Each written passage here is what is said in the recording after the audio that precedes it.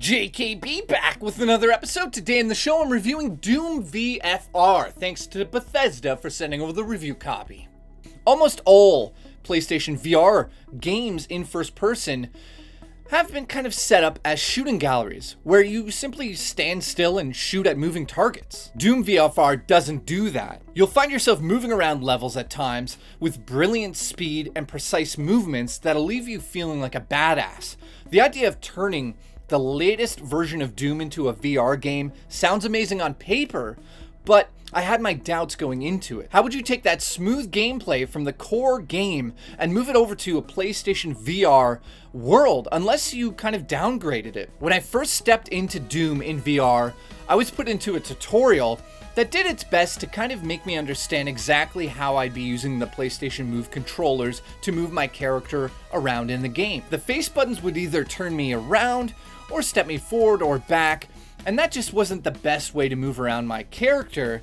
I can understand why you want to make these small movements in a VR space, but I didn't want to play the whole game using this method. The point to teleport feature didn't seem like the best way to play Doom in VR either.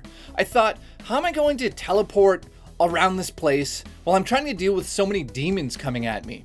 Well, after a few minutes of trying to figure out the controls, I did decide that I'd just jump into the main game, and that's where I saw that the teleport method came to life in ways I didn't expect. The best part of teleporting is that the moment you push the button, you'll trigger slow motion. I've never seen anything quite like this in VR before. When I entered the first area with a number of enemies waiting to murder me, I panicked and hit the teleport button. As I looked up in slow motion, I saw a demon jumping up and over me. The whole situation made me understand exactly what Doom VR would be about. I was sold on the idea.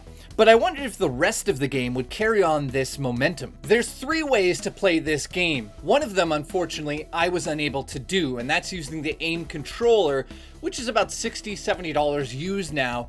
I just didn't want to go out and get it. I'm lazy. So I went with the PlayStation Move controllers, 2 of them, and the PlayStation 4 controller. I'll tell you that my favorite way to play the game is with the Move controllers due to how precise it is and how quick you can aim. I mean, you just aim the gun and that's final. That is it. With the PlayStation 4 controller in your hand, you will get a sense of, familiar territory because you've played first-person shooters before. However, there's something about teleporting through a demon by pointing at him, hitting a button, and just teleporting into his body and exploding him. That's something that just needs to be in your hands. It's the sensation you get of teleporting and it feels good. And then also teleporting while in slow motion. I should point out that I mentioned it before, but when you push the teleport button and you're aiming around to see where you want to teleport, everything goes into slow motion, and that can also be upgraded as you play the game. But the sensation you get in VR with slow motion, oh my god, like pointing your gun and aiming, boom, boom, it's just the sensation that you have to experience. So overall, I would say use the Move controllers based on, everything I experienced with them. Once I realized that this wasn't simply a port of Doom, but a whole new experience in the Doom universe, I started to see that they're reworking everything from the original release to work in VR. From all the weapons to the mods, the upgrade system, and the same amazing level design that you got in the full version of Doom, but it's all tailored to work in VR this time around. I think the weakest link of the experience is the extremely dull new protagonist. The story of Doom VR is also very tailored to work in the VR world.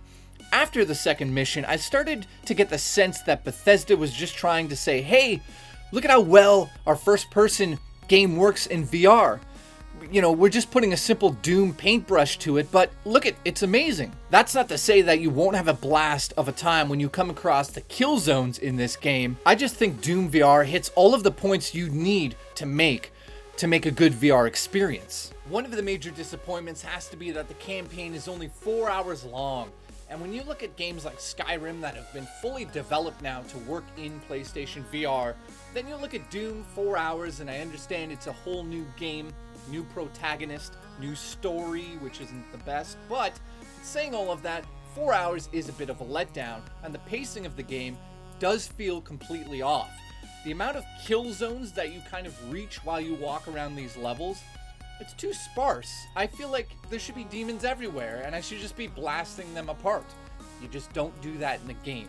As everybody knows who played the 2016 version of Doom, the idea of the game was simple. Keep it fast-paced, keep it very, very smooth, and keep the gore over the top. That's not exactly what you'll get here. The fast-paced combat does make appearances here or there, but those moments aren't as frequent as I'd like. Instead of bashing demons apart as they stagger in front of you, you'll teleport directly into their bodies, causing them to explode. This definitely isn't as satisfying as it was in 2016 Doom.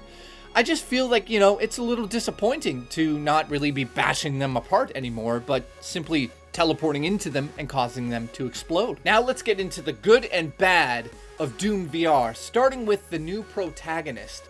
Not so good, very boring, very disappointing, not too much character there. It's just a really bland voiceover happening and nothing that really makes you care about the character or any of the other characters. There's way too much dead space in between the kill zones. I mentioned that before, but in kind of more detail here, you kind of want to get into the rumbles a lot quicker, the kill zones. You want to see those demons on walls. You want to kill them all. You want to have fun with the guns, with the PlayStation Move controllers, but unfortunately, they're kind of limited. It's like you walk around, you find a chip, you look at a robot on the floor, you look out a window. It's all cool in VR, but come on, I want a demon to try to kill me so I can, explode from within him using my teleport. And I want that to happen all the time. It just doesn't happen. So that is kind of a letdown. And then two more here. 4-hour campaign, really disappointing. I mean, Skyrim, full game. Doom, 4 hours. That's it. One last thing that's kind of silly here is that you can't sit down and play the game because you've got to use those. Well, if you're using the PlayStation Move controllers, you can't sit down and play the game. You can use the PlayStation 4 controller to sit down and play the game and look around, but using the Move controllers, not so good because you are flailing them around. Sometimes you have to spin around. So I'd suggest standing up, and that, I don't know, that's not really a bad aspect of the game. It's just something I had to kind of put into the bad section for some people, because some people don't want to stand up for 4 hours straight because they probably just ate 6,000 donuts.